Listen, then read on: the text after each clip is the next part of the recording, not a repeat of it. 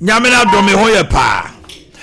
Wadama ye we answer PZ.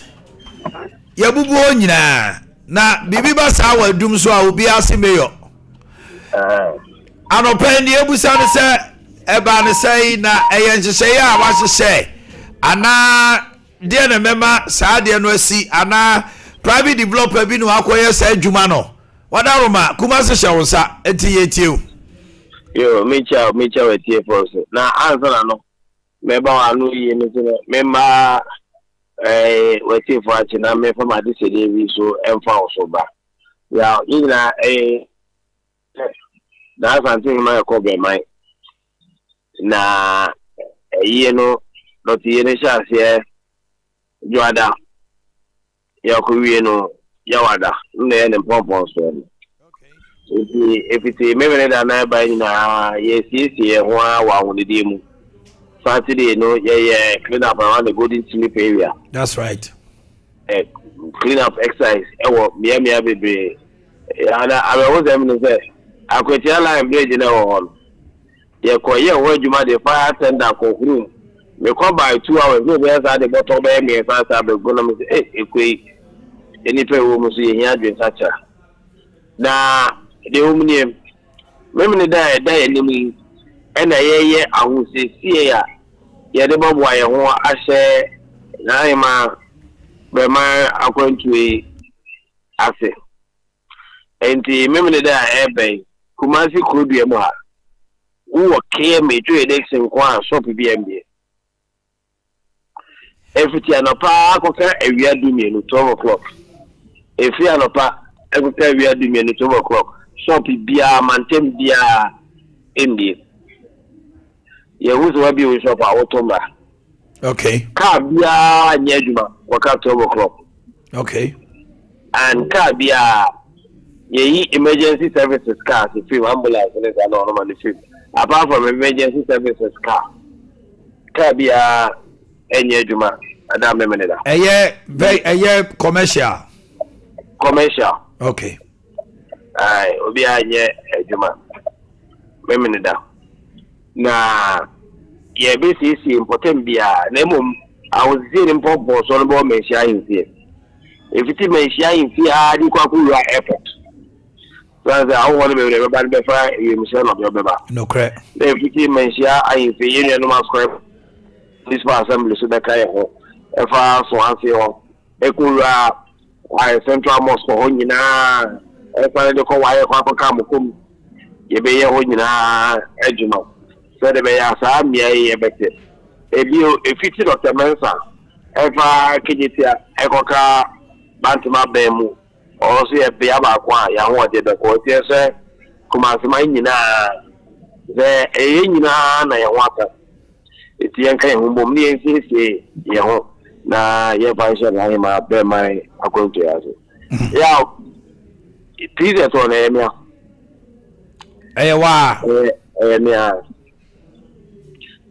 ejuma mienu na medio die dikai obi bia o be bia traffic ebe faso dia ko me sha sa be bia on fio now the period the mentally be the war at the force no every other be jira ka akwe mo okay and I'm little CCCC war nechi okay on see a clear o munyina at the fio the tonso ebi o de say la mentally o mujejina ekwa ni mu so na aya omo any table CCC war nechi no course I ba me so say omo ton fake things ema amanfo e wo ho no so no afi na you say omo bu nkrofo efa so ho enti ebred say the streamlining or activity internet say matos afọ me say ebo 11 na omo mpanyifo ni nyina ambra kemi okay na streamlining activity no obi obeti obi ayema ne tax na the table ni number okay enti nyasa o pamo omo kra na ebom dwumadi omo die no e na wo pese wo toto ne ema ye ya tutu no ma ye na fake no ma na mo to man ko na complain because of who ya ma me say ya ma me samana ya ma mo we say okay ya ma say fake phones ni ade no e ho no na eta koso aha oh okay ya jin ko fo fu so a o de kokoto no Okay. It's a person streamline no more one your number be now what table I show number the good table. Say that I will be about the number the area or bad the education easy. Okay. Okay. Yeah, drum farm be but I want to streamline the activity there. Number the book coming for over. Not just say I just say 2 or more. Mean 2 or more. The person is streamlining or more normal. Your number of more holding now be a table be our number. I just say me kota de na say me ko na obi atom me crown obi awia me phone na makohu wo ho a metima ka say number 4 number way. Okay. Okay, I think it makes a lot of sense, but because nipa be I am just here ne ba say ye pamo wo mo. Debbie. It may streamline your activities. Now, one leaders, if I'm one year woman, my boy, I'm here to show me out. Okay, and na mama near Kakrana. Yeah, intelligence will be hours. I can't have to act upon it. And everybody be and my baby, you be a I will not be able to speak about it on the radio. Okay, security wise.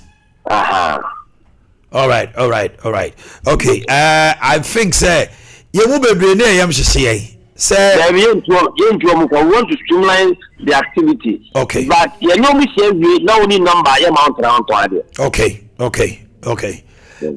We there. It makes a lot of sense and it makes a lot of policy I can say intelligence into adaroma say kwa dia ye nyina yesum ye beta o chia moye me da say. All right, anopa ne ye nyina ye were not happy about if he's at all because mrantie gu onom ne ade no na ono no ye Kumasi krodua imu eba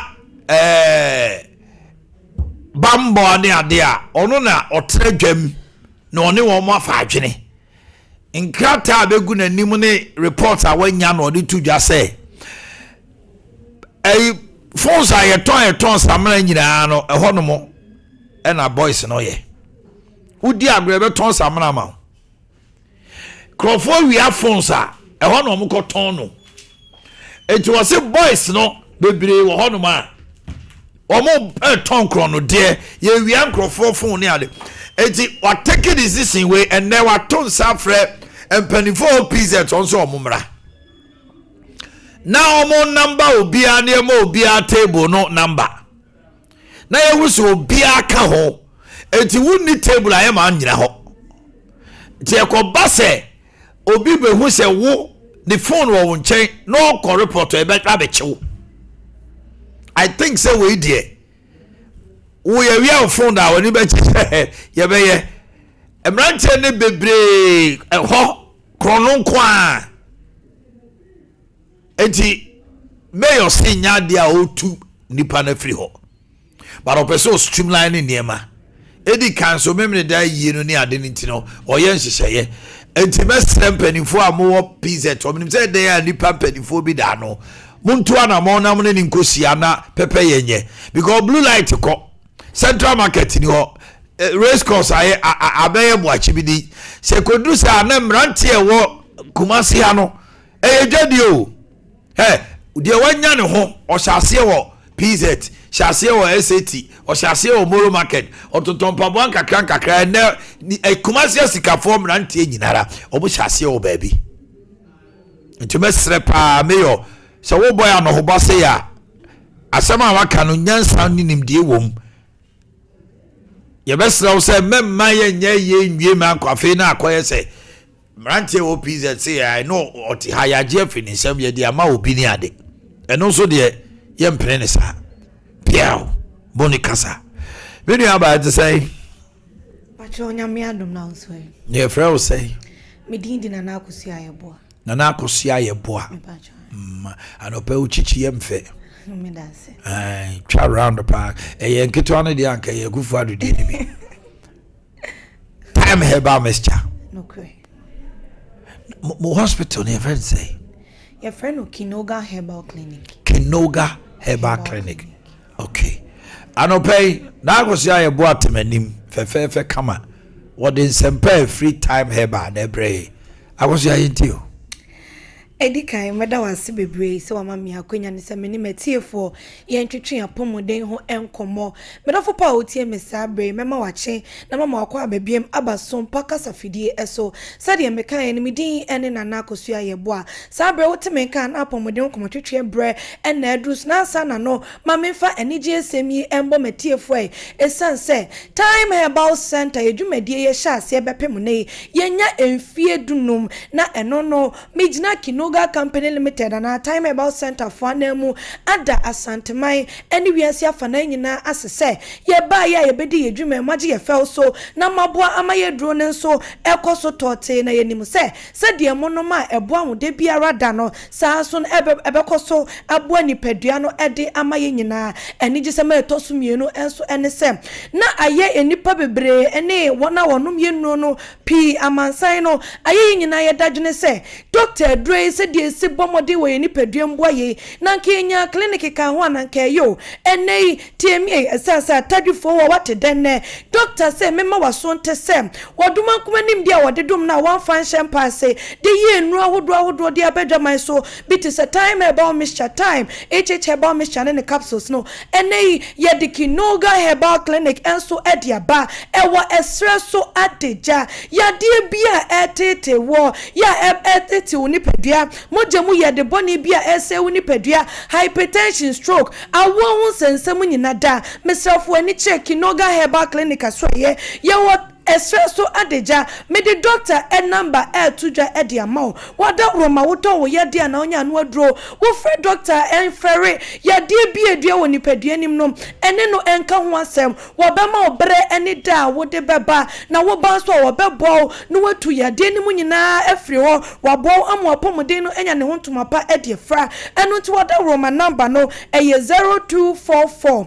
417 669 0244 0244 417 669 Anti doctor nana otafrija owusu agimai wo se waje bre wo twen wo frɛ na wo beje wo so when ye kasa kinoga wo se time nie kinoga nie wo se time nie enu nti ye to enkomo ne so a na enedro eye time herbal mixture anasa time herbal capsules edromo edrokan ena me de bre wo bibia wo tie mesabre se eye immune system support edro tatashe eye bebre madro eye dro madro ebo ma nkwamo ne nya hoden ebo ma opomoden timinya ne hontoma padi fra yade ahodo pi ena ate se ewo wiase afanan yade ahodo pi na ate se ewo amaman so eba esei nipadua titi nipadua ema nkwamo no eye mre eba nso a emu nsunso aso de emu ketwa ne mu akese ebe sei nipadua no ema nipadua ne modimbo nyina eteda enu tene nei mesra wo se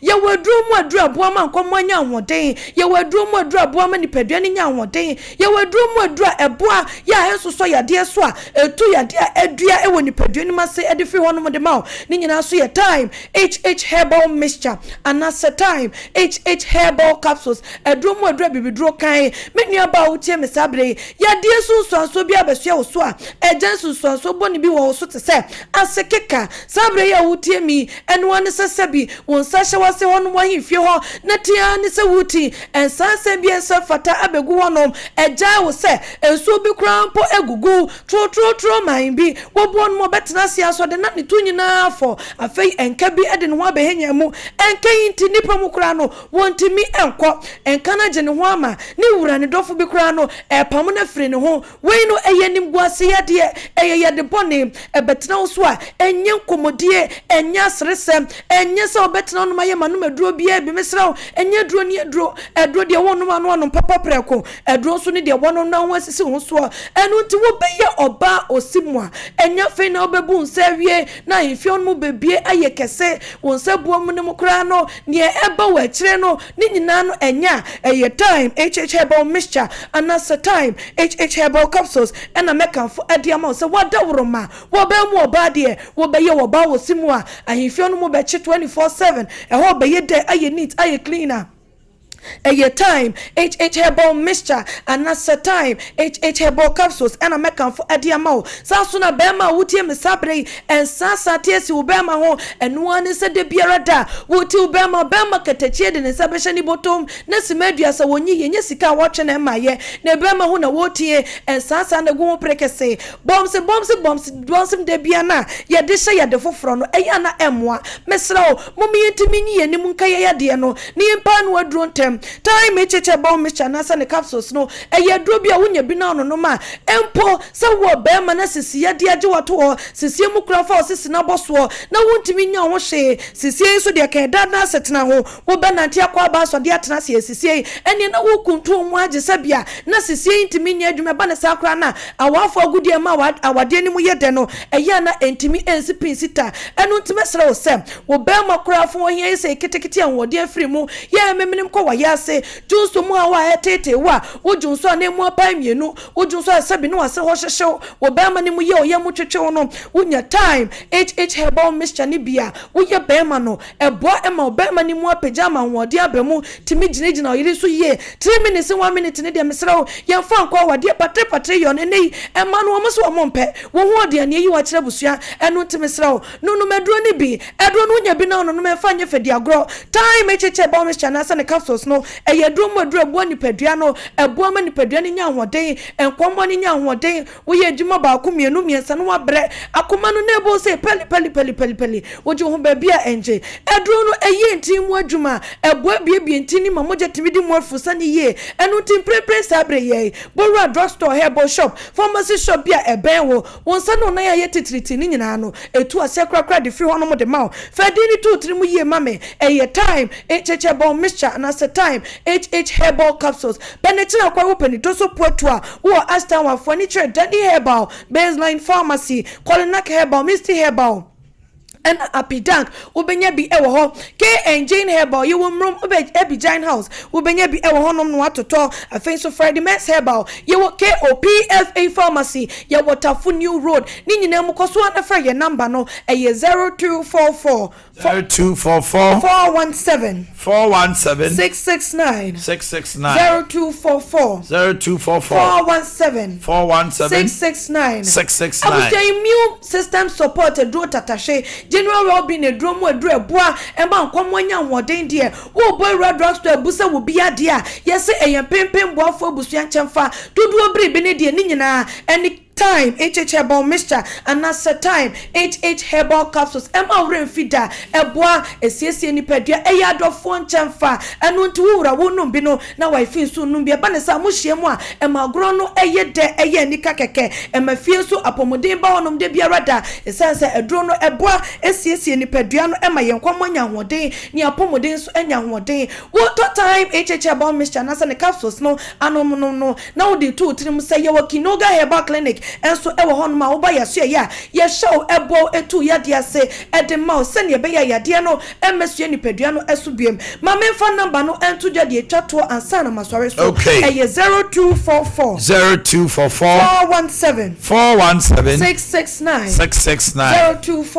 0244 417 669 edron wo to bi na wo no ma ebeboa ama oni padua no enya ne hontuma pa ede efra dasen ne yebehia maka akosia yeboa ena mutene nka no ono ne ka sede ayade na menka ho okay awusiafo ene eye kawasem na yegusua ye kayasem.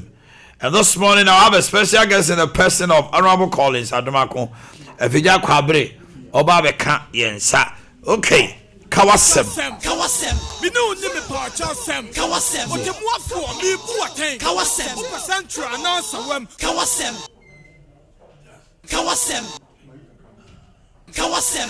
Okay. What for me Boakye. Kawasem. Central announcer wem.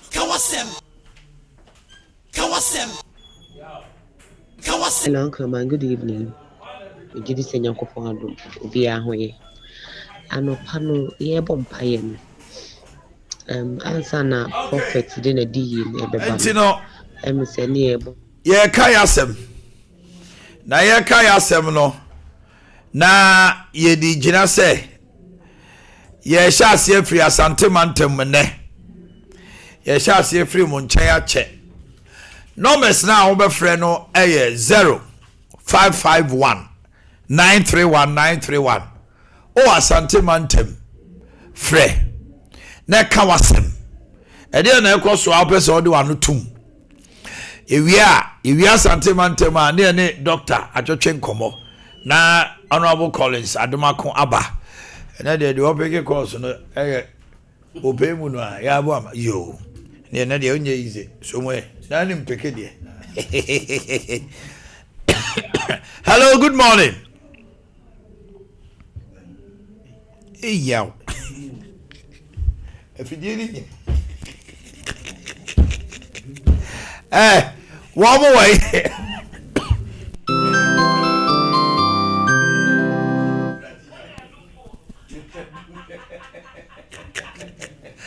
yeah Kawasem, we know me parcha sem. Kawasem, we know me parcha sem. Kawasem, o te mo afo mi Boakye. Kawasem, o percentra na sawem. Kawasem, Kawasem, Kawasem. Producer Kawasem, o te mo afo mi Boakye. Kawasem, o percentra na sawem. Kawasem, Kawasem, Kawasem. Pacho, good evening. The Pacho, me jidi se won ho. hello good morning Good morning. ne bon to say Good morning. yo Kawasema no pay yetiu me ba cho gina ye na ola ni twitwa Good morning. aha wo ga se free Bosome okay Kawasem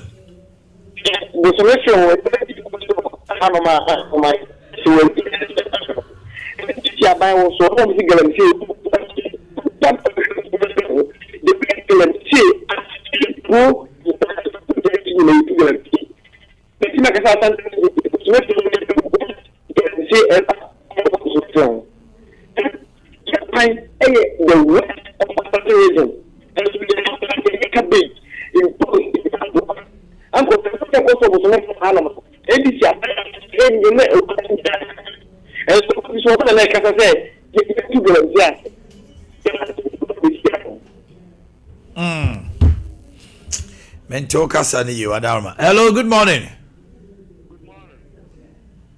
good morning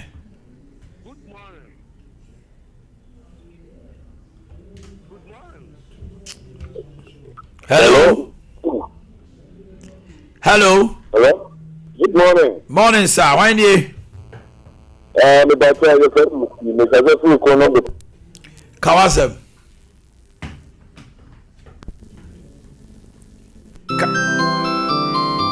oh wasembe kure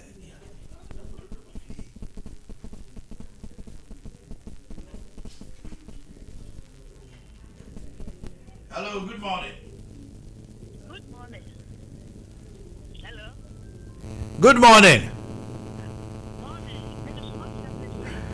Nana ya pacho bra studio doctor transi why transi na enhwede beti me hello good morning Good morning, Omanhene.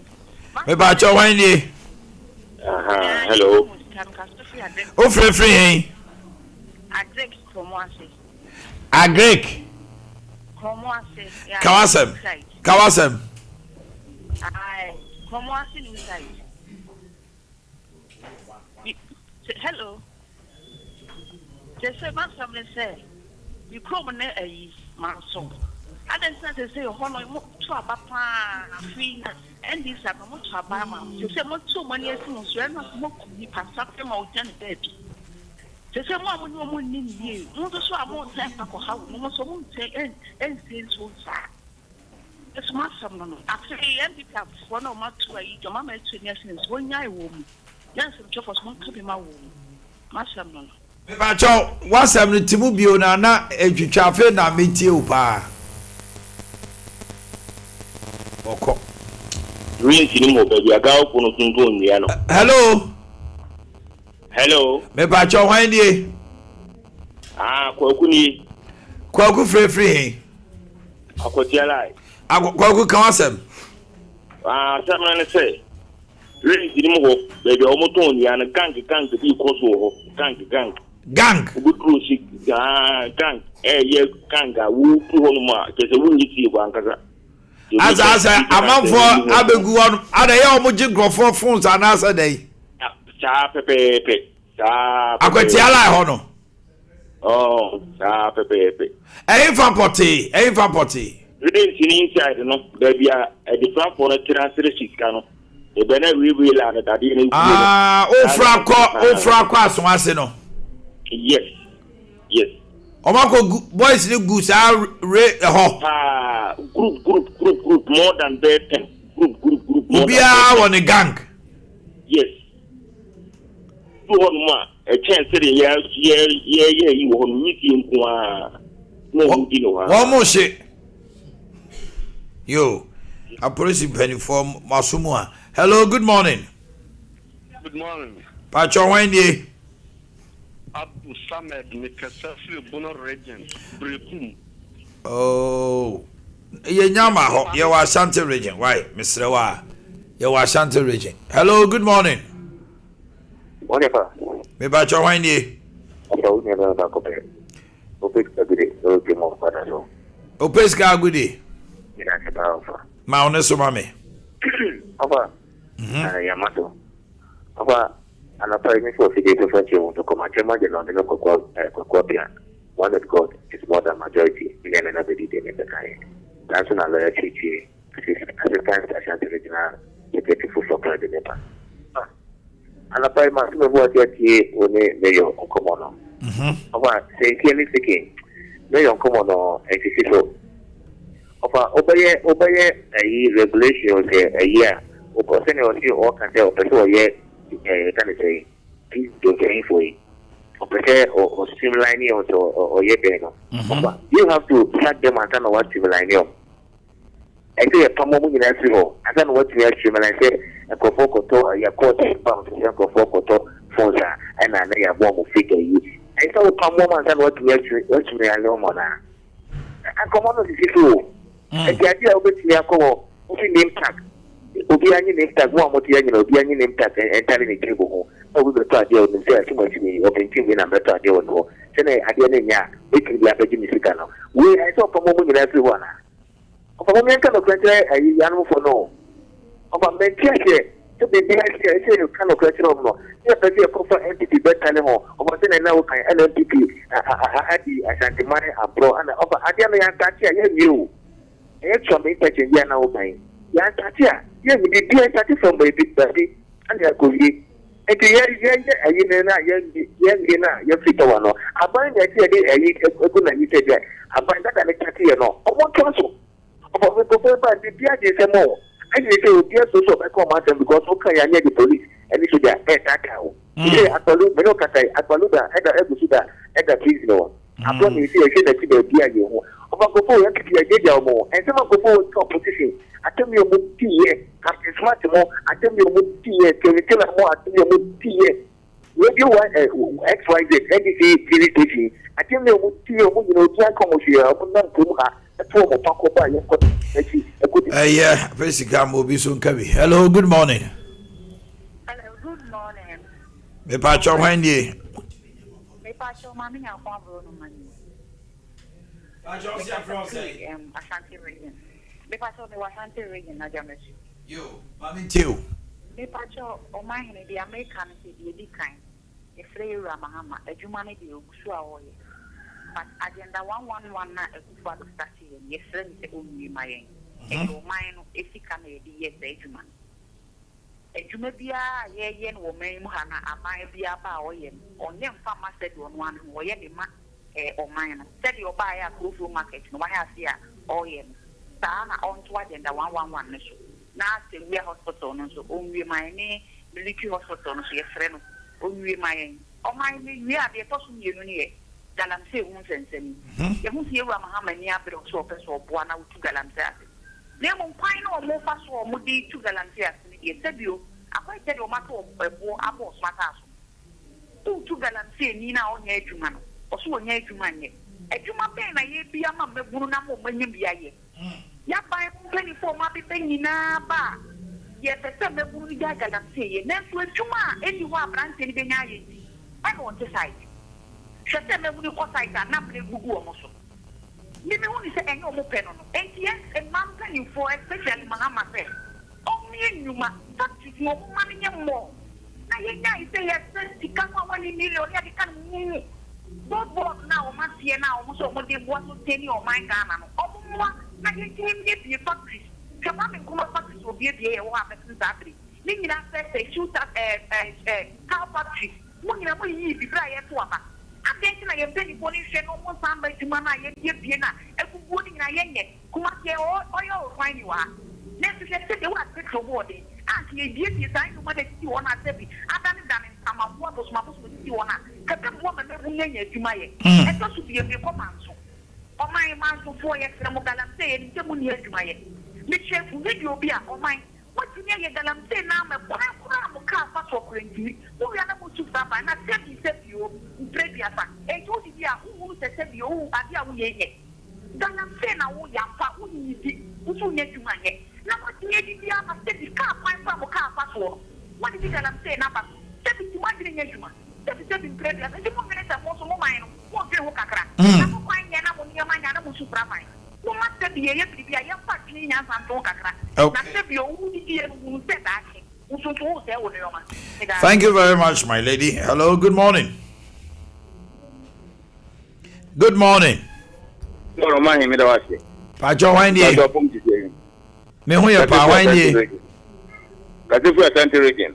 Ashufua. Yo. Ashufua. Kawasem. Ashufua na katifu. Mate won kan Kawasem. Mimi ya masem Ashufua kuru asama kwa na kwa asama no bra. Ya yen ketia bebia gbotar bebia. De kuru kwa kabere. Habri pipe kwa sapa na be kwa pa ni pati nkutu ni pati mu. But Kenya mieni ye ka Ghana for. Eto su mieni so ohene. Nte o ka bi se roundabout Wednesday swami interchange ya sebi abane ye na ekofo mu. Eye ni guasie fine ye ti asie. O man fika so ene rede ade. Aban no yin se wanya DT ni ato abati ase o mra go from la. Then if I know better, say be go to the man for ade. O man fika endo de into one try to go kwanto. Then they will guasie aboka no. Saa na you be aso ni guasie. Ye say so I can't mind on so because o man fika ene rede ade. Okay. Let us say. Hello, good morning. Hello, good morning. Pacho windi. Eba se friend on hinansa me kata fi kono. Kawasem. Eba so hini ye problem ba ko say. Yes, get private GP that say akufa the time in ye juma man. Upon Hello. Hello. Hello. Na huma nati ye kafra. Bra wa bre pa. Hello. Hello. Yes sir. Good morning. Morning, opening kasi. Yes sir. Why ye? Me pa cha ya sabe kwa la ke me kasa fi patuo. Kawasem from Patuam Mayentio. Me pa cha. Eti akwanya ya man na wo ma da ke tire mu wo mu de patuo fo ni abofo faso no. Ya slamu a mon ka bi ma ye. Na bi ya en wo mo ba akon te so to amam potu. Kunkum bi. Adina wo ma ta so so am patuo abe kum nipa. Abu asem ma ko ka ya. Wo ma ta so abe tumtuo akuno. Hey. Eti ade ba ade pa de ko so Ghana he. Ale se sia omo de asoja fo de kunkum nipa. Ensio. Ensio de su ka da. Ano ya se nye yense no. Le be here. Ya juma ke tenkati ya yedi no. Ano so mo timba tuti ya dio kunkum ya sa. Me ba jom patio mu nipa se na ewu ho. Ya se ja fo de kunkum ni po. Hey. Ani ba wo mo na so le kunkum ba ko patuom. Ani o ma sa be kunkum ba ko. Abu ase ble mai wo ma sa tu tine ko no. Ani ko mi no so ma bu po mu ti o. E ga hospital. Yate. Hello, good morning. Good morning. Good morning. Pacho Wani. Oman, because that's me, Swami, my inti wano pay. Oman, Pacho, only why I keep on Casamai. The bad actually. Was it why fire day? Oman, Pacho, the Pacho BEC. I almost signed on my hood. And I sit the bad book and why was I say, Oh, my hold do Colano day. Almost science. Now, so I can form my reason to my hold do an army boy.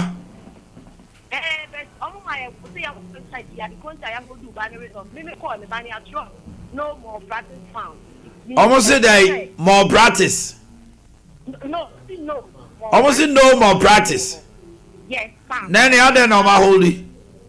And so, and I need school for an idea. I trust say, more practice found. But the banner you want to university, I trust when you say no more practice found. And I university something. So, I trust say, Okay, me to see an so my investigation I conclude say. And Kwalani be hold on more practice but Obano on Kahon. Now I call Wako. Madam wait me. Jaifie no ten to an among course office or never they will find it and a court penny for no more release you bad results, my wife. What if you now message what the other go to Waek and why? Tie the Americano call office or for Obano slip now go who no more practice no for command penny for no. They will take it up and release your child's results. Why? Your partners here do message now we no. Me will catch them here. Waka but to anamo. Because ya musi yes one count. It also mu jaimano. E bi cry ni faso. You will have to take a step. Doctor to say Mini aboko. Bibi aboko. Boko na uzwe. Me hoye pa. Manu pay me into you. Patrick Natural Herbal Clinic. Bidas minia. Aside na yede manya kopon so ma na otwe akwa prabetu asum game. Patrick Natural Health. Aye wo Ashtown imrum. Kageti ho no a bibi MTN for fiskase no won. Na what is from a kwan na jabunkum. E kwan keto bi na pa ekosoro. Ana kan free MTN for office na. Ifie baako mienu de tosom yensa. Sa fie no am na yewo. Bibia kire wadwene a. Patro tre numbers yi to ho. Bibia kire wadwene fo opom den ho a. Obetuma frɛ ye na ye di nkomo.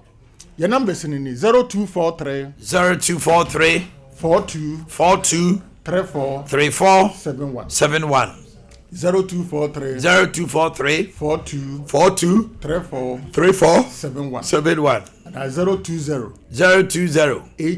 81 62 351 020 81 62 351 number senior didi dwuma tibibia kire wadwene fo opom den ho a o frɛ number si a ye baje ofeso oman Debi ayeba ye yare ba ko ne aka ho asem sebe ye tiefo benyamu nchichire mu ye Patrick Natural Health de ye ho ade ne ye ka ho asem de ye nya ho ade anase de ye ntritu no ye nka ho asem wa enne ye kasafa yare ye frɛ no arthritis okay you over 100 type of arthritis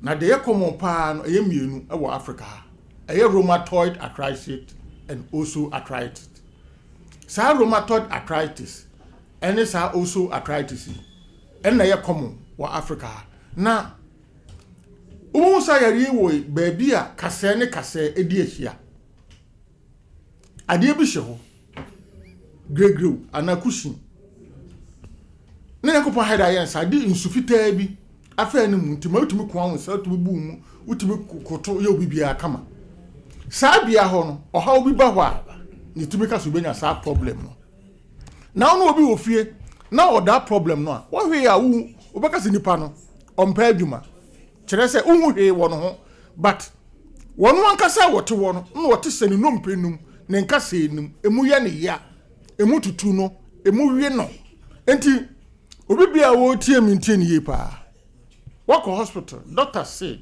wo chiri kase no cartridge na wo ho cushion na wo ho gregrem na wo ho awe enti wontimi ntenase wontimi nkoto wo nante a gro asa wo kase ne ebeyi ana okoto dwen ebeyi obi wo ho a se bi mpre asa ne nan eye nsia isa che bi aba ana se pumu bi aba eno no eye nan asa na wo nan na beka ho na eye nsia won yusa ade no a wontimi nante obi so ho ne nan na eye nan crotches ba ko wa ha ena ne nan ka ho enan be pa cho tie ni ye onyankopon wo de 2 minutes bia hyen habem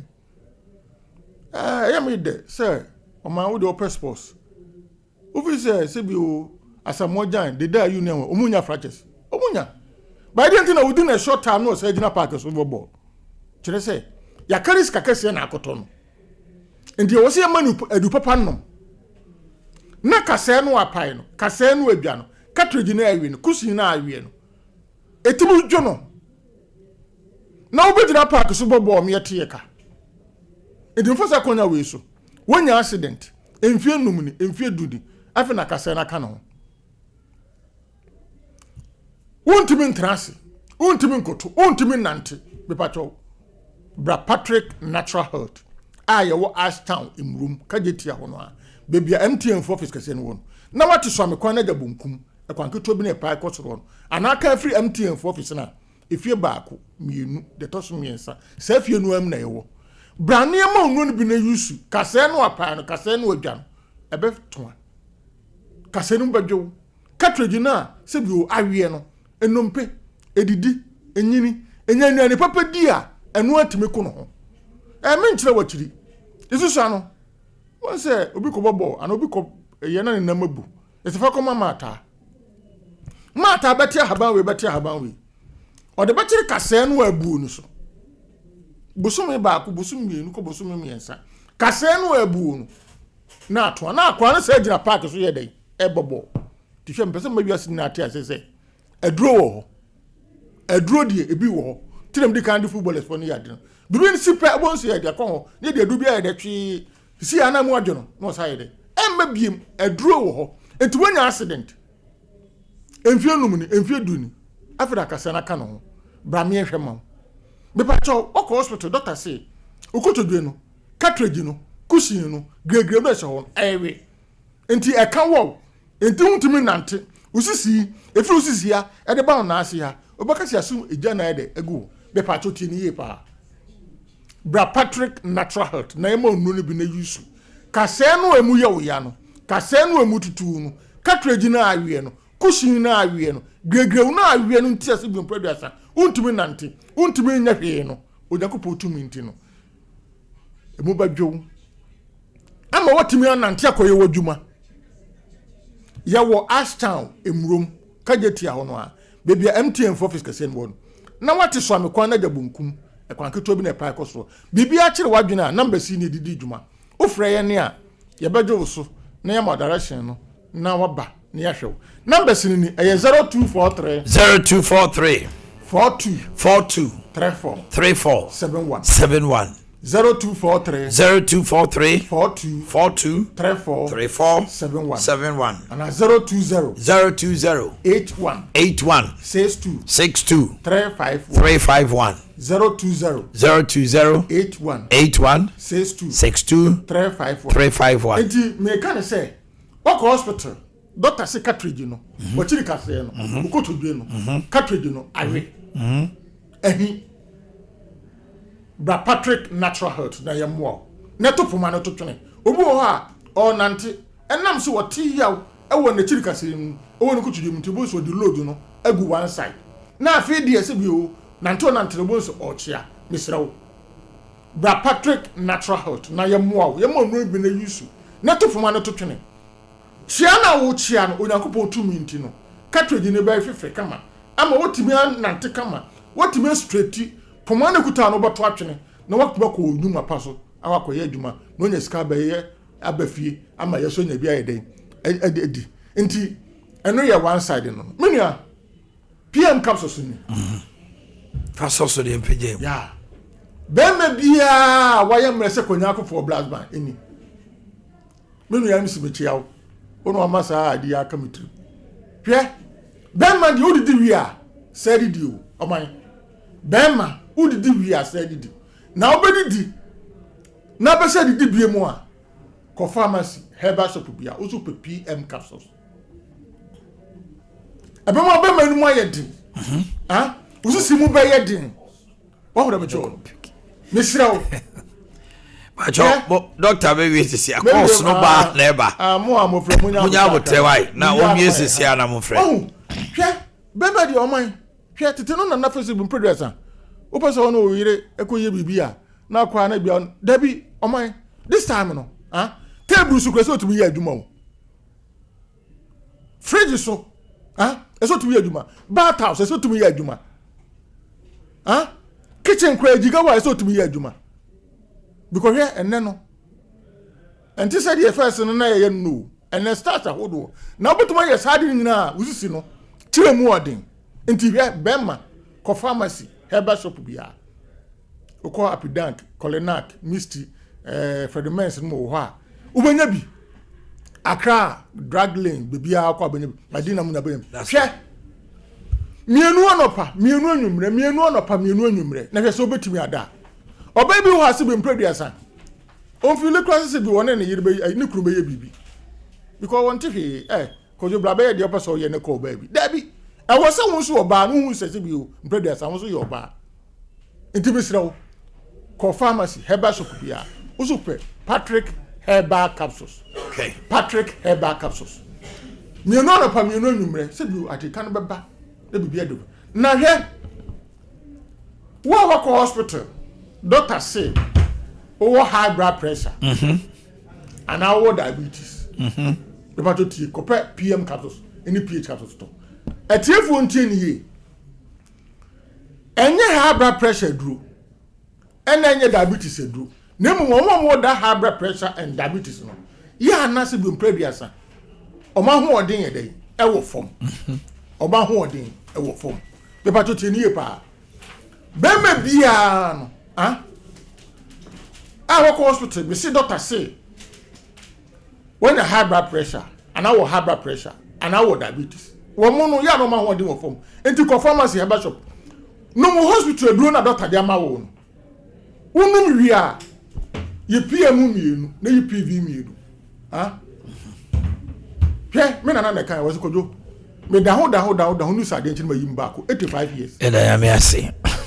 Mienu ni na oba de untumi yusu PM no oba yusu PV no wa high blood pressure and diabetes yusu atinka no beba kama and na wa high blood pressure bema and oba yusu emienu o yusu bomu dia na dey say when Boakye a na dan ye nkatepan okoni diem numbers ni bibia ni ofra ye be no be kasa 0243 42 34 71 0243 42 34 71 and 020 81 62 351 020 81 62 351 you Ashtown in room kageti ya hono abebia MTN for office kese ne wono na wate so me kwan na da bunkum e kwan keto bi na pa kosoro no o ka free MTN for office na efie baako mienu de to so miensa safie no me e ho na ye hospital dada e for the quality okay o ma free ho Patrick Natural Health ye ne wo ho yakopon hira mu nyina amen ya me hira so okay Honorable Collins Adomako ewo menchan wa ha na omo aba hu jim kakra nti no osia ne twetwen komo pacho use the second mic ma me tipi emfinfi hono na ha nyina ayo dia no kremu ni baby a wo na nka ha ne opposition minority mo ba ha na mte we are sanity we are surpass a higher cry and a majority for the seat. What ben woman, and cry a very good omen. All I would about to say. I don't blame you. Who do you want to blame? Abasa. Hey, you know. Abasa will find me. Next time I'm just to win your money. Now, Munya paradigm shift. Now, you what to say? Me where? The Biaboko. Now, if you just hey, employers, solid. Almost be a cost. Solid. For the past 2 weeks. See, I was the team no mujina now so Liverpool. Oh, me by England and more Liverpool. But my team party a Real Madrid. Oh, but England. Sentinel do maybe I'm no one kind. Sentinel young kind. But me we are Real Madrid. Hey, solid, the best team in the world, of course. So be any. Oh, yes, sanity. There are some I can't. You can records and I say. Oh, they are records. I never view. It's our last season. Yes, share must no. You share no share here. I don't hear. Yeah, money 15 trophies. Oh, Jehu. Money 15. Jehu. We are rough. Champion here mobile for the next 10 years. So still money. I would trophy. Barcelona do never do the Canada. Yes, Dr. Mahmoud Baumia. Obedu Kroma Numre. Obedu Numre. And I was saying a probasi. And then I was sharing a probasi. Now, before then, no me to say the mayor Kasa. Nah, I say more. Mayor say Okububu tables no wo no. Our person streamline ho. No bubu we are. We don't be share meeting. No matter a table for no or number no 1 2 3. Aye.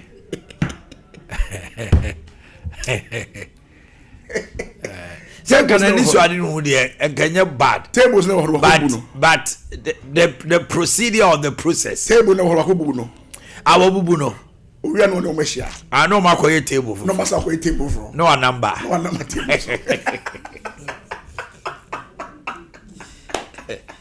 No, but the idea the what's boys never for cry we are no pay. So of course I mean yes.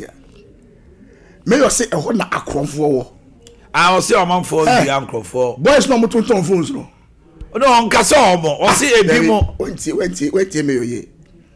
O say na nkofo koto phone na dey. Omo ko ton wo ho. No ma ye yam. E no omo say omo fake phones. Boys na ton phones no ho no. O pa tell say omo ya akromfo. Omo ton fake phones. Fake phones.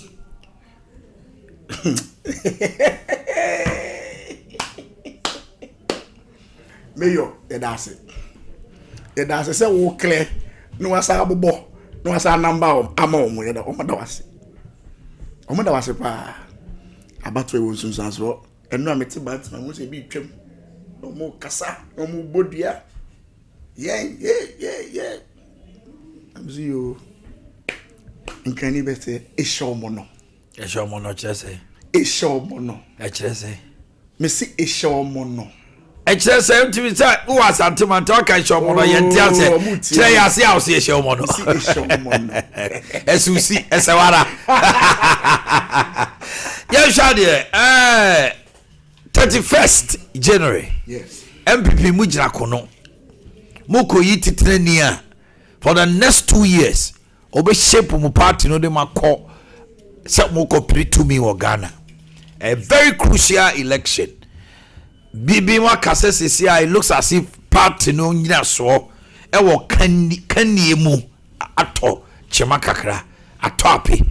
The executives are there, but they need a strong leader, somebody vexed. I'll bet to me amamo. Because I don't know the day political party is to win an election, is to take political power.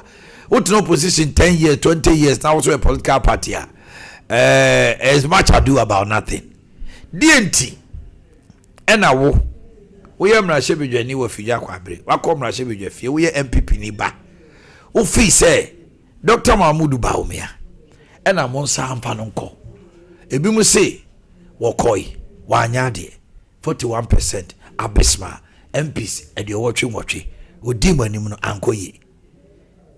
And at least, yes, you nante na to share. Kaus Sam Sano Kakra, now Sam Nanti. Why do you maintain him for the next election? I'm in show with you for. na me na was for the opportunity.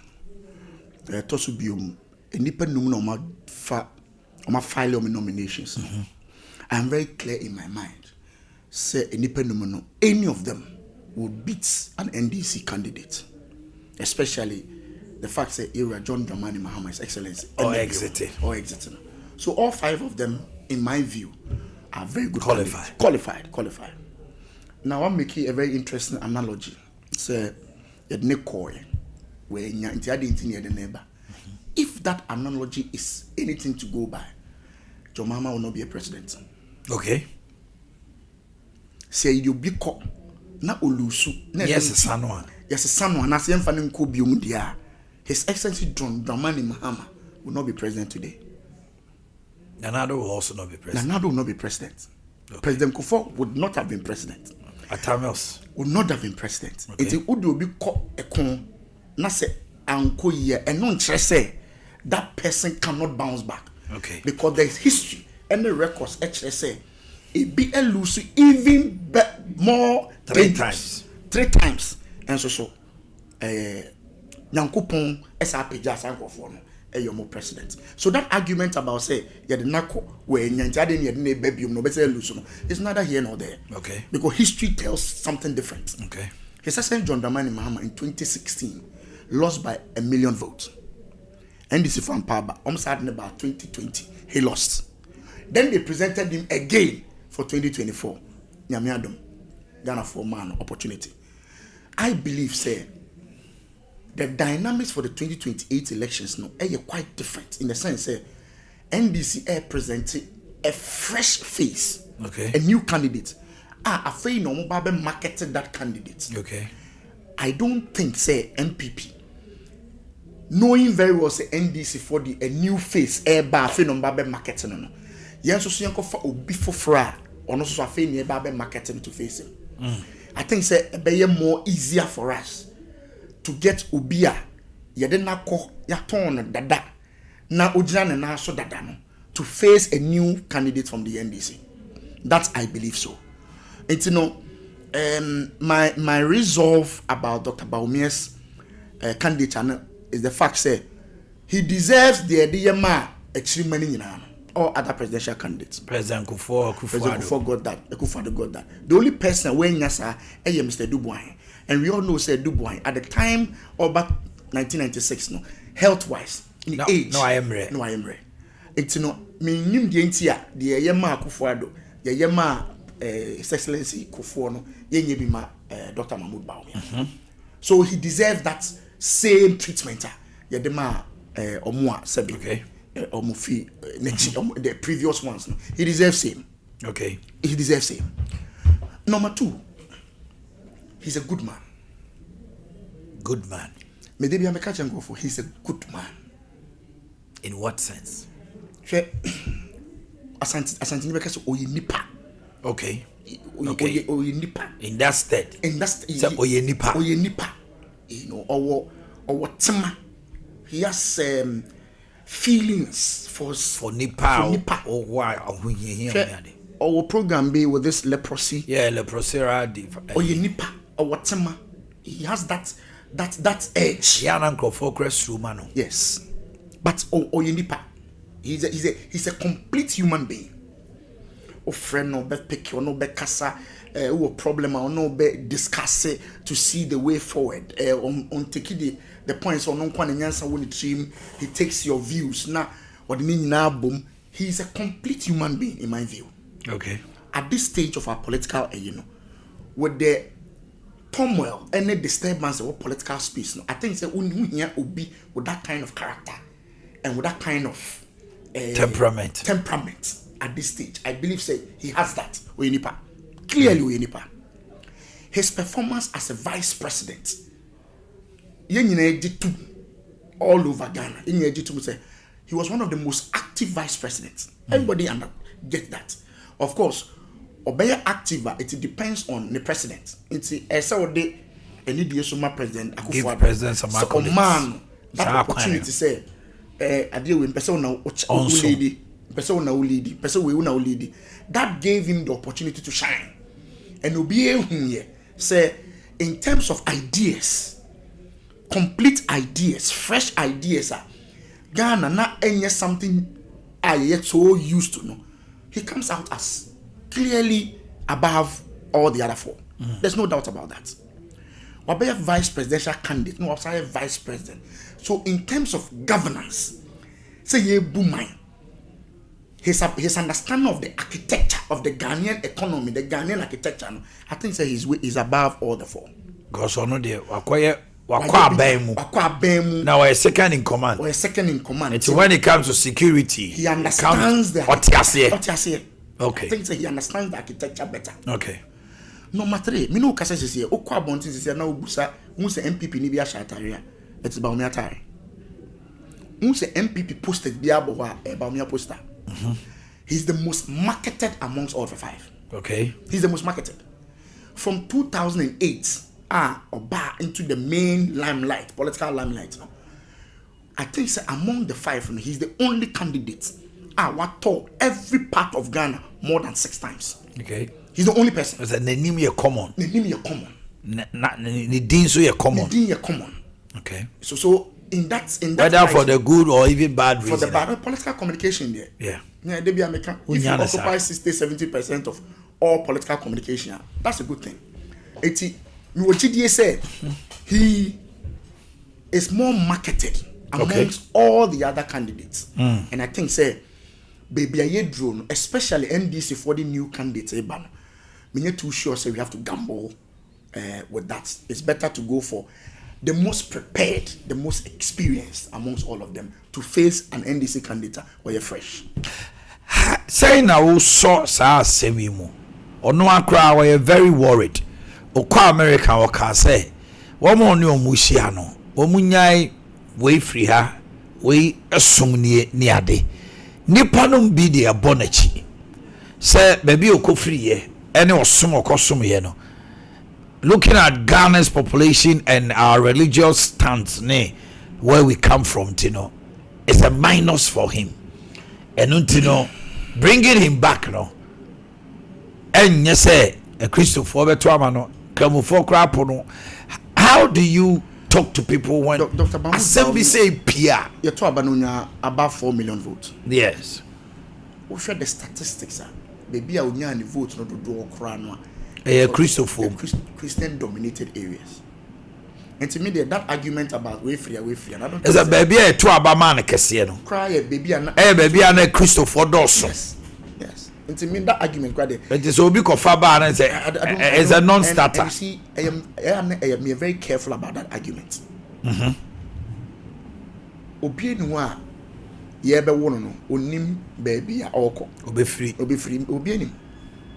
It will be unfair for you to judge the person on the basis of free only control over me ya wo me until say me nyini ya me hu say me ma me ni no na me nim say me ma me nua ne kanaba. I didn't know. Of course when me come election it became an issue. Oh ne wofa ne kanaba ne wofa akobi I don't know no so ba. I keep telling them say I can't control, I can't change it. The fact that me mama enuane kanda pa me mama wo me so na me ni ho me nyina na mu se me ofani it wa ko di pani anu ti mama baby and so I can't change it. Okay, but me one off ne mama fi papa fi wale osesa na enye he can't change it. So to use something that only yes obepe to me anything na obeka I don't know fi wale. So to use that as a deficiency until you can only be president, you're not being fair to him, especially when he doesn't have control. Only control say I'm free. Okay, it will be unfair to him. Okay. Name when judging on the basis of the competence, the strength, the ideas. Say enya, of course. You be in everywhere. President Kufuor lost election in 1996. No fear Ashanti region. He lost. And then Yanka say majority tribe area. I can't afford to. But he lost. Nana Dankwa Kufuor lost like 2008, lost 2012. And so Sophie, I can't dominated area, but he lost. Almost like a dorsal. But he lost. So it doesn't matter, baby, you free particularly. But a idea what you are bringing to the table, that's what is important. It will be unfair for you to say, Ofi Wale and Untino. Just because of that. And yes, because And say because unim kasa. And I want to kremu. And you think on any fee, you know. Oh, sorry, none papa take money. Into anything. Or Babajina president, you know. Onka so onye kremoni bi no nko Christian na. No. Your party you woman say I didn't think you want Nasara group. Kremo. Your party you want Nasara rank. Ah, you kremoni. Ah, you national executive member. Yes. It tells you say in as much as a minority group, we believe very strongly they are an important group of people. That's why you national officers who are in charge of Zongos and Muslims. Instead of turning back to Nyama Papa children just because of baby or free. Abro only who to me. He can't control baby or free. I want to say baby woni more what me dey abo mine. He has demonstrated that before. Last time you call your finance committee. So it's a mobile money interoperability. That's right. Now see how much the reports by. You couldn't say Momo now has moved the Momo transactions. It's more than the banking transactions. Yes, hugely. Yes. What did you say first? Just some few months ago, some few years ago. Now we could have MTN. Now we could have Vodafone. Moving money from MTN to Vodafone was there. Just have me call Vodafone. Now I could hear Vodafone. Dr. Mahmoud Baumia championed that mobile money interoperability. Today, the effect of that on the economy is huge. Yeah. Ideas. Is it a Chiska free account to Edison? The constituency. That's what first. That's what driving from Chichweri. Echo offense. So just to renew your NHIA card, 15 cities, 20 cities. I saw Faka 10 cities to go and renew 20 cities. 30 cities. 30 cities. And then just by typing a short code. Yeah. What you renew? Oh baby, I want to. You've saved some money. That's economic impact. Dr. Mahmoud Baumia. You buy you say address system. Yanya Ghana card. President Kufuor's idea. Ghana card. You buy NDC for big. Baumia linked Ghana card to Obia tax 10 number. And then call tax office. Go and see the impact that area on the Ghanaian economy. So the ideas no is telling me say this is a man opportunity to be at the helm of affairs. Things will change. Gold for oil. Or they buy, hey, joker. Now say Bank of Ghana for Omo international conference. Almost see our city is stabilizing because of the gold reserve purchase agreement. Gold purchase agreement. Dr. Mahmoud Bamian the buy. Governor Johnson. Absolutely. Yeah. And you know the ideas. Say the Obisa say, and then I'm forced out of the ban. What demonstrated that when he was even the second in command. Obviously, only 2 minutes. Only 2 minutes there, then he becomes even more powerful and to take decisions. To take very bold decisions. That is why I feel say a man opportunity. Crawford, I remember no. I query and enye papa no tagging so oka ho bi bi mu ka say now ni saa ahodin no say ono betima he will only advise. If you say economic management team Ghana economy etete pansan year 2024 year call about to na enye no Dr. Mahmoud Baumia until what new. That is what his detractors and his opponents come to. Na me deputy minister of energy. Namu abem. It's a binding failure. I didn't say this was going to about Baumia. Yes, also absolutely. Me a part of that part to be blamed. Said the BIC it is a part to be blamed. A profit, me a part to be blamed. Because I'm told just recently at Adom TV, yes. The Minister for Education. To him, Baumia shouldn't be working and even be touted because he failed. And so contested me. Aye. Mr. Duchum. Aye. Or contested me. Yes. But Mr. Duchum, all can don't say the work. Or can the Ministry of Education. Is the Ministry of Education part of the entire economy? Yes. Fantastic. Take your time. It's education, a part of the economy. Aye. Health, a part of the economy. Yes. finance. But Dr. Mahmoud Bawumia was the head of the economic management team. What it means is a sector seen in our Eshe. Adentina edu education there. Wafa. Not the Akade or Yefrim. Oh, okay. Bawumia was the head of the economic management team. Any education on the Hemani. On the mouth, crime. Why is Mr. Litum respectfully say, or your dear power education? Next time say inflation cost routine. Young Faf to born more finance minister. What said about Bawumia? Okay. Why? Because that's also a subset of the economy. It is a who take you education there. The anchor year or other sectors, no, for both ministers, no, because you are taking the credit for education. Other now this finance, they no Bawumia. If opposite the finance Bob Bawumia there, Bawumia did 2 more education so befa. They won't to me gas education on absolutely. So you cannot pick and choose. Okay. Baby, I want a yema or no say had me boy, and rightly so. Editum did fantastic.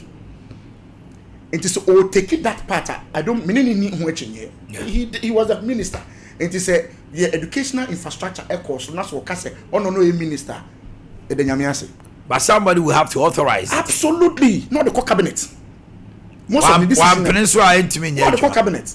And so you cannot take praises for Ohoketuano, which is part of the economy, which is a subset of the economy, and say baby, I'm not any idea.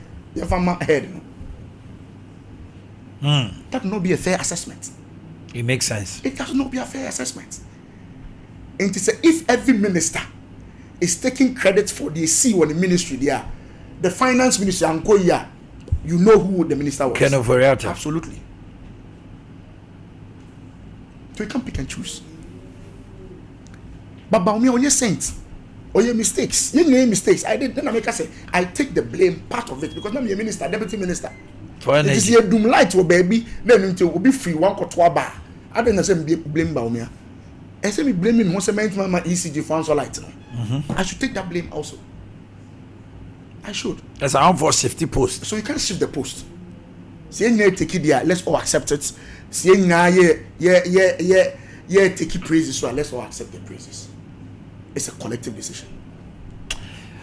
Would you say a man turned year and now say he became a victim of circumstance at that crucial moment? You see, at this point in time, I mean, person may say we na amwa.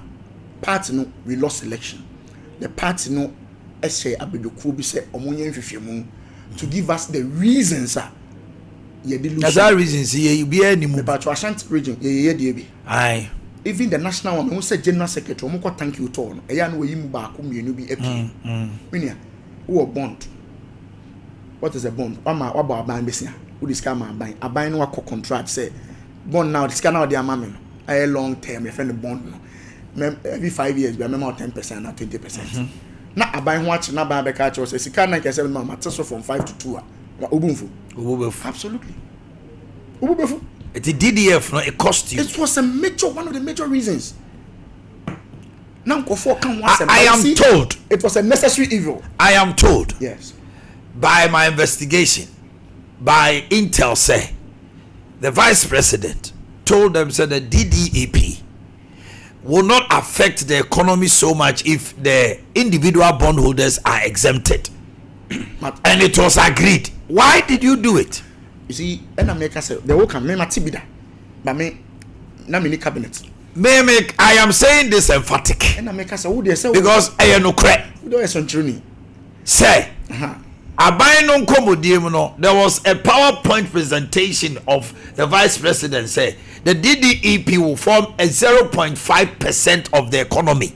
DDEP, no, on GDP. Entimi man say amemo no betia pansan kra be gina 800,000 bondholders to omunyi omu free. So my point is that cabinet agreed by Monday. And then a man another beka say there shall be no haircut.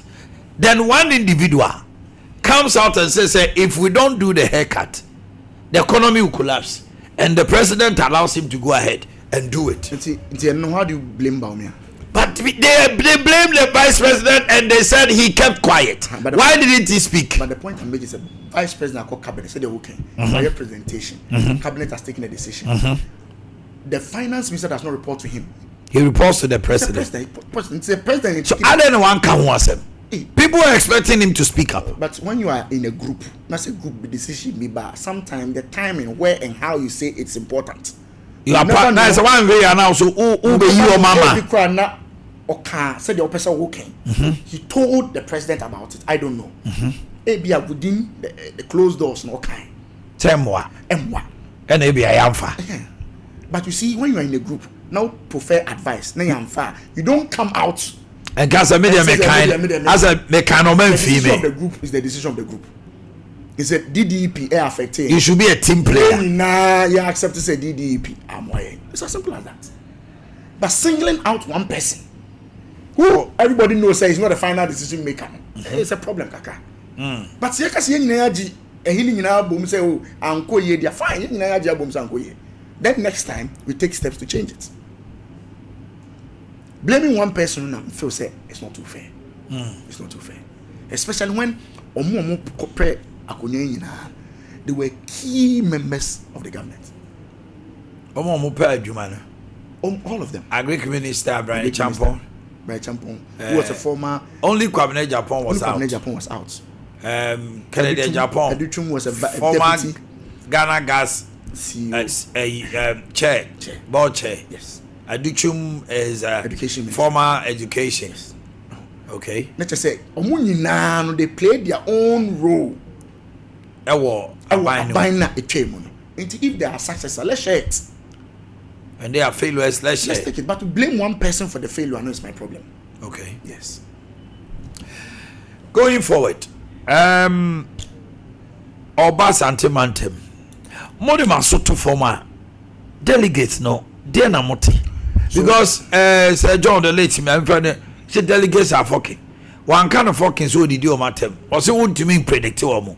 In his balance, and no use of fucking no, but person just say to mean predicted delegates. Yes, that is why although Dr. Mahmoud Bawumia is the front runner, everybody knows it because Isan say on a former vice president, former candidate.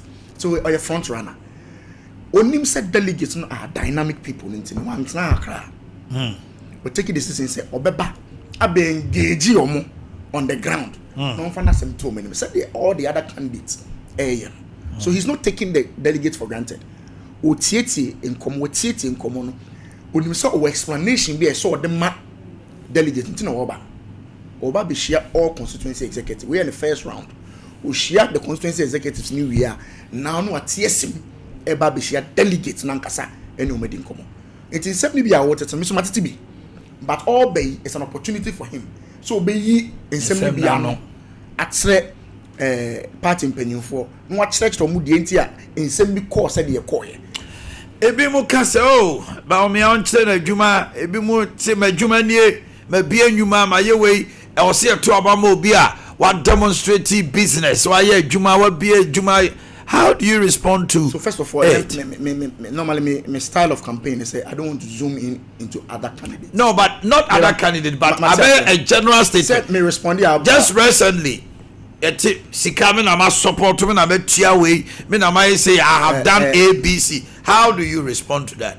I said the President Kufuor, but candidate no what one day why President Kufuor is regarded by all as the best president we've seen in the Fourth Republic. Okay. Businessman and all. Businessman and all. Oh, okay. Maybe so. The presidency is about somebody who is a businessman. That's why President Kufuor is regarded as the best president in the Fourth Republic. Companies so you don't necessarily have to be a business person to be president. Okay. So that's fundamental. Okay. Because history said the great Osajefo Dr. Kwame Nkrumah did not have a factory. Did not own a factory. Did not own a business. He did not own a business. But he's regarded as the African of the millennium. Okay. And the condition to be president is not to have a business. Okay. Although it's important. Okay. That is why I must say all your candidates can beat any NDC candidate. The fact that Honorable Kennedy Japan owns a business tells you say he has some managerial skills. That's fundamental. It is a campaign na Ken honorable Ken Kase me be nyuma. That is an indication say me ba I can use my, there's nothing wrong with that. It's a beautiful campaign message. Many problem there. Man, champion Kase me be away Rock City. But if he say because some maybe man nani pa me na economy eduma nti nipa nti me the president, that history will not support that. For you it's flawed. And me word no. You see history and support that because meaning said there are other ex-president of Ghana who did not own any business, but they are claimed as best president we've ever had. Okay, that's my response. Okay, and you know, the emotion on TV so yeah, baby, I will share microphone ade na the jumedi ne beba ewie da be fiada. Na we your first round. Okay. We will share just constituency executives. Okay. Which is there the 17. Tonyama delegates. There be.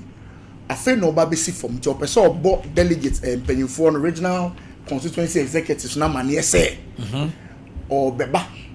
It's your boy money out of respect. Actually I say NTB whom we fit akwabre. And the chairman so whom is my bahwa e mane nyonwa. It's na me bo amane ni hia mo na me de masema to uboni ni diem me wi a me ye program me ba be hia ebe mu se wo bere woni ni hia no do you see ni dimi na no ebe mu se omre it should be tough as a Ghana for the send the indiscipline ade no hia obi na ni enti no woni na hia woni na ben oben no woni na di komo you know him. Ne quietness no does that construe a weakness and answer day? Me pacho obi busa say what is the demeanor and attitude of John Dramani Mahama? Then I'll become John Dramani is calm. He's calm, active, we'll say action oriented to some extent. Or calm. Yes. And then a month work about me. So or you calm. Aye. Onye gidi. Ojo. Until wait the president. Oh, busami arasa. But I don't pass who busami questions. I'm for say. Omu say oh shit. Aye. They don't. Your mama is described as a gentleman. So you don't necessarily have to be hot to be president. Okay. Kufuor was not hot. You can be calm and be president. Kufuor was hot. Atamos was calm. Thank you. He became president. It's in too slow. The last time I heard him say, some people see me and they say I am quiet, I'm calm. Can say me or present the filing on the speech back home. A part of me to be faced with say I am cool on the outside. But do not underestimate my inner resolve. I am cool on the outside. But do not underestimate. Do not underestimate my inner resolve. Oh, so thank you. All right, Honorable Babi Fausia. We'll have you are one person that I have to admit your interviews are so interesting and so wonderful. The intelligence with which you speak. But let me also say, you have sold out your candidate. Yeah. Even when I was being a bit mischievous, trying to push you to the corner, you stood your grounds. So the point I'm making is, unfortunately, some people when they come, they go ballistic. Central for the we are a bit yes. Mesre etafo. And then me buy ye. I be come ba me ho asem. That's right. Me sure say me sia piabo na me sia kene Japan and bu for me. And I'm share Brian and him for me. Na do chuma na say come Japan. Why? Because say the me year campaign man ko ka obi ho asem anka sentia obi. Abaye kwa kotu Ken obetuma wi ni o. Brian obetuma wi ni o. Na do chuma betuma wi. Come Japan betuma wi. So what happens? Say candidate en wi ni. Na me gu no ho fia wi. How do I follow Ken Japan to go and campaign? E wo mpeswa so. Especially when omo contest no. Take it for me. Brian the champion. Me na ko presec. Okay. Me senior man ko to no ba me tinidin. Okay. By your project kese bebre or me school. In fact, become a primaries. One of the biggest donors to my primaries was Mr. Brian the champion. Oboshel. Yes. One of the biggest donors during my primaries was Mr. Brian Champon. But in this, I'm trying to make a point. I said, but in this moment, the officer Baumia is Mr. the person. Kennedy Japan, last time you call election, know him someone Baumia or Bambi constituency. Catch him delegate in your say, mo MP. Montuabaman. And so no him so about. Yes. So I will be so foolish to my bet now. Because you win it. Because you want to win the primaries. To mess a tough one. Okay. You're making a lot of sense. All these people are friends. Me see me PCC and I'm friend Brian. Obe pick a friend honorable Ken. Obe pick Raf and Ray ya only me didn't come. Me no meeting crack a say back. Thomas also share our corner house. Yes. Ain't you know. Missy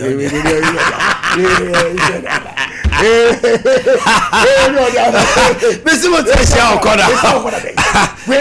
Oh, 90. Oh, Obey the suffer. What our friend? I was there for honorable college, CP. A wonderful discussion. Okay, 3 about center. Oh, now you ready there, Semini? Oh, there I am. What do you mean? Okay, but let me do the birthdays. Happy birthday to my queen, Mrs. Georgina.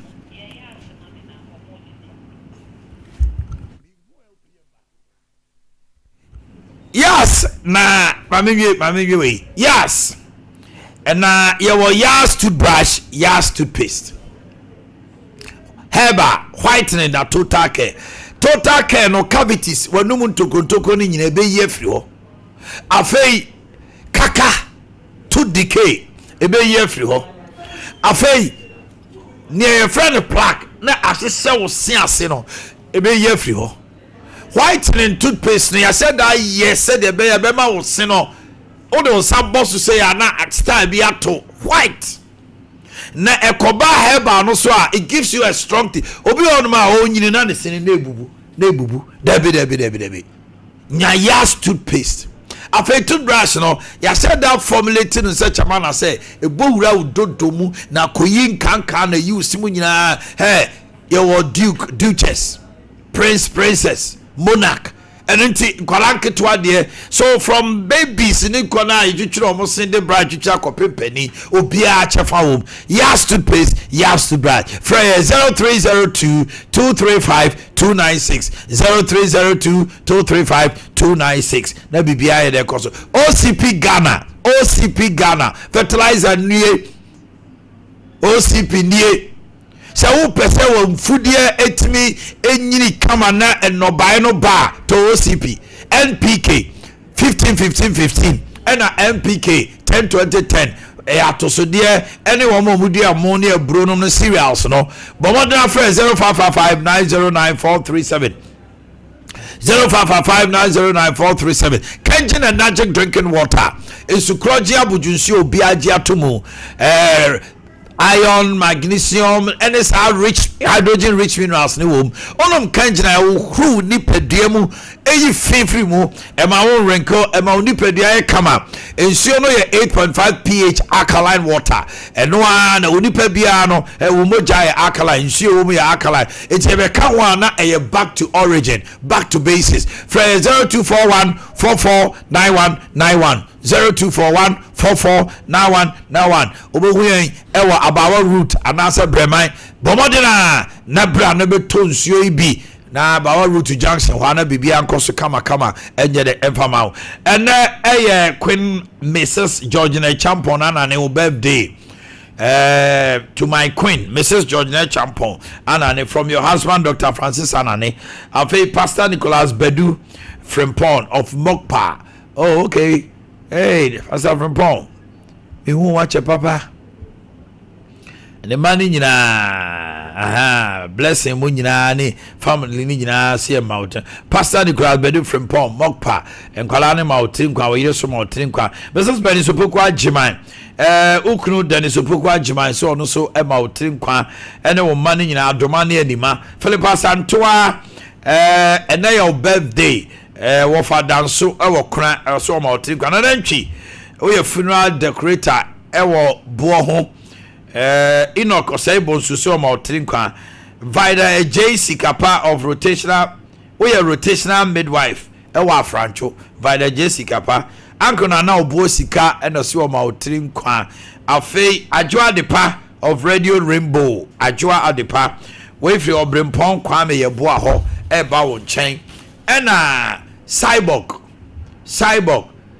and now your birthday Dr. Salas ena osi wodi we ema otrinkwa Kenrich Apia Kwenu and now wa woda Mr. and Mrs. Apia so ma otrinkwa memre na so di pejam mu odomdom ye ne a echina ye di dwumadi aka bia beto amoso mo aya ama mo ho no mfa nche ne osi edi san komo we bidin di Omanhene Yaw Boakye the floor manager Azuka otemenche azisi a no hemenim designer on the akata o Azuka akata ya Grace the director bibia Kukua Jando akoso asomwa ena ye producers a omobo michidom anopa mote ya abo amane asante yebo so enka and all the other crew members yema motrinkwa ene ember power ebe transi edi full time jumedi ato amoso money entra was Sompa 3.1 I'm out.